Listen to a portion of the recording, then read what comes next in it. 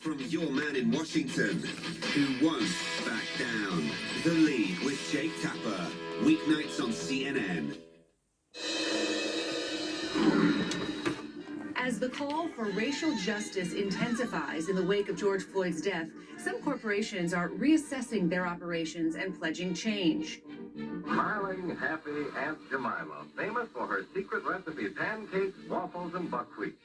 In the food sector, Quaker Oats will retire the Aunt Jemima brand after 130 years and will donate $5 million over 5 years to support the Black community. And remember, when you serve Aunt Jemima, pancake days is happy days.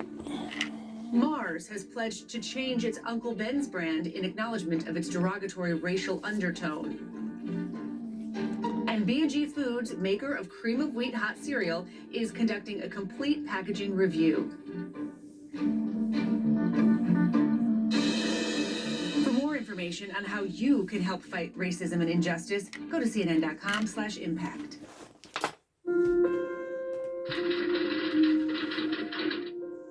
I'm first and foremostly a poet. I go to bed thinking about poetry. I wake up thinking about poetry. And for me, it's the cheapest way to be free. To me, the role of a poet is to highlight one facet of this life that we live in. And that facet that the poet is highlighting is their perspective. My name is Dino Elams. I'm a poet and a playwright. I was born in Nigeria. My name is George the Poet. I'm a London-based spoken word artist of Ugandan heritage. Hello, Uganda. You've been on my mind. I'm coming next month, but when I land, I'm still on my grind.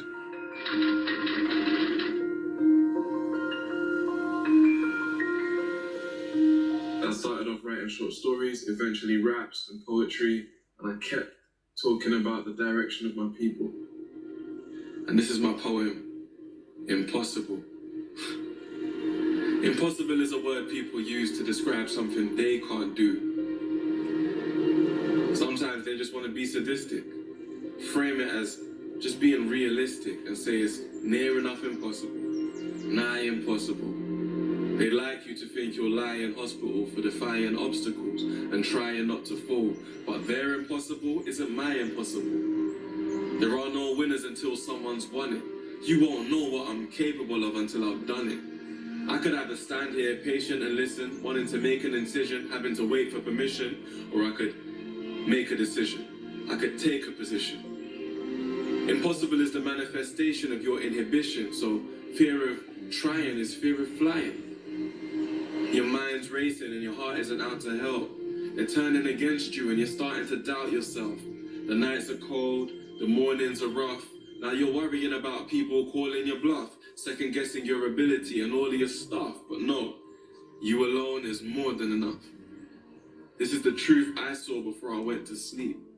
I knew my time would come eventually, so I celebrate every test ever sent to me. Because what's about to be was meant to be.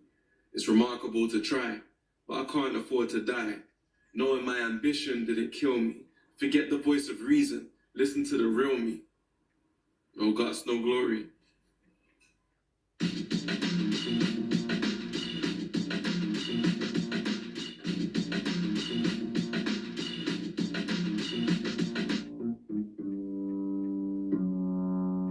All my plays are filled poems. I begin by trying to write a poem, but the mouths and the voices around it in my head grow and increase and deepen in complexity and require length to be fully realized, and then it becomes a play.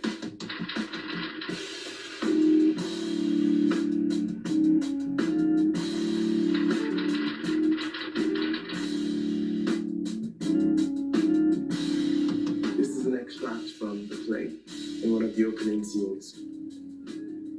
Things we don't have words for in our language don't exist. I have an autistic niece, low on the spectrum. You wouldn't tell by looking at her. But last week, my sister called crying, said, I can't handle it anymore. I can't handle it. I said, what's the matter? What's going on? She said, we went to braid our hair in a Ghanaian salon and she threw a tantrum. The place was packed. Saturday, all African clientele started looking at her, shouting, "Deal with your child, you're spoiling this child." Before I told her it's common. Don't be shy. Just tell people this child is autistic.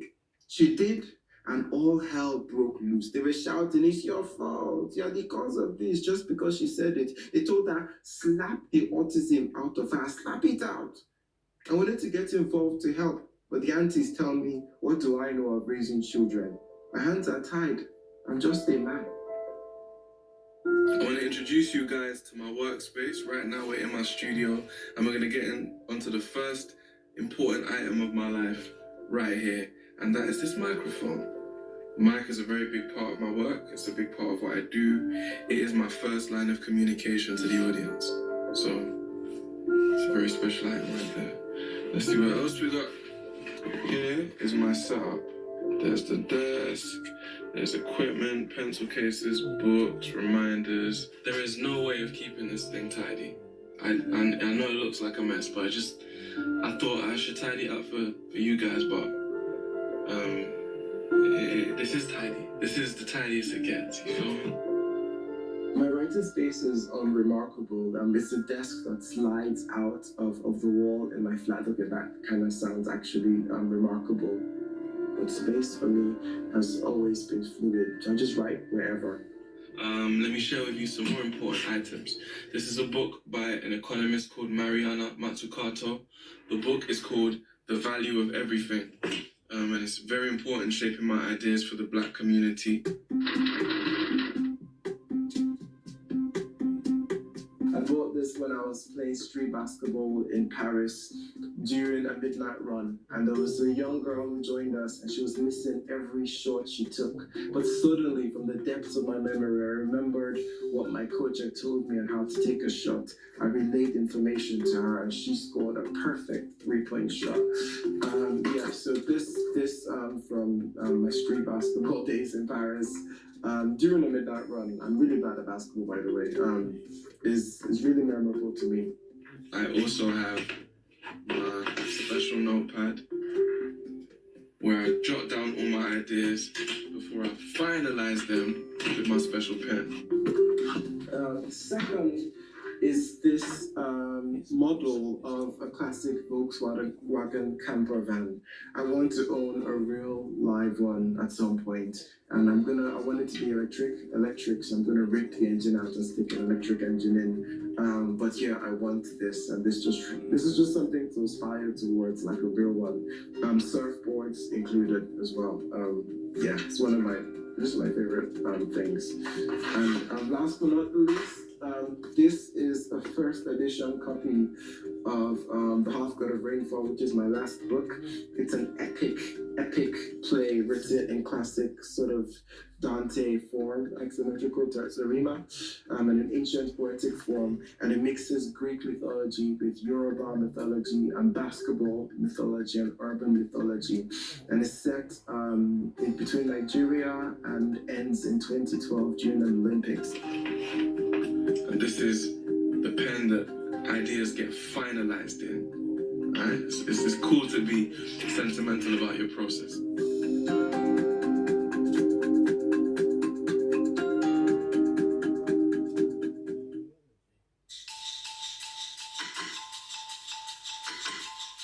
Africa Avant-Garde in association with Access Bank. More than banking. COVID-19 is a new disease. Scientists